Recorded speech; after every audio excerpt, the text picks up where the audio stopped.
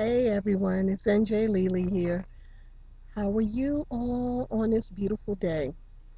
I wanted to stop and take a moment of this day and talk to you all about something that happened to me a few years back that had to be a miracle, had to be God sent. I didn't know that I had, I, I hate to say the word, but half sister, half brother.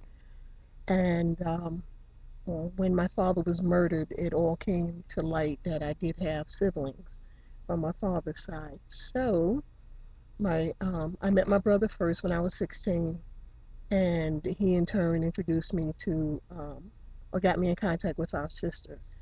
And she called me at a time when I was really, really in a bad state, and she helped me through that just by phone call. And then the second time thing she did was send me a picture, and the picture of her had me really astounded because we never grew up together, never knew each other. We lived on opposite sides of Yankee Stadium. I'm talking about within walking distance. And she dressed exactly as I did. She wore her hair cut exactly as I did. She wore the same type of shoes as I did. My sister was raised in a West Indian background and so-called African American Latino background. So coming up, we didn't run across each other mainly because of the school system. I was in public and she was in parochial. So when my brother did this thing, he started what we call a trinity, and we all were able to meet and get together and know each other and just share our history. And in doing so, she told me that she had a friend named Sparky. Now I remember Sparky from the neighborhood.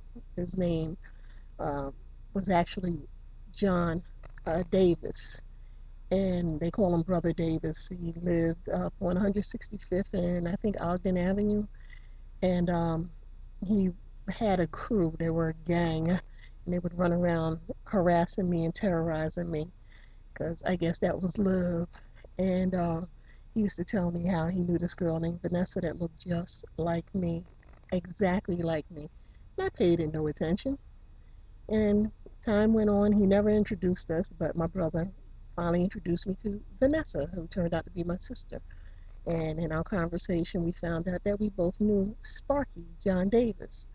So my sister and I, thank God, we kept our rapport, and we're very close, and we have look-alike kids. Our daughters look like sisters. They're cousins, but they look like sisters. And over the years, we stayed in touch, and I got sick. And when I got sick, I couldn't figure out what was going on. The doctors couldn't figure out what was going on. Everything was supposed to have been relative to anxiety and all of this. And in speaking with my sister, she said, asked me what was wrong, and she's not a medical person.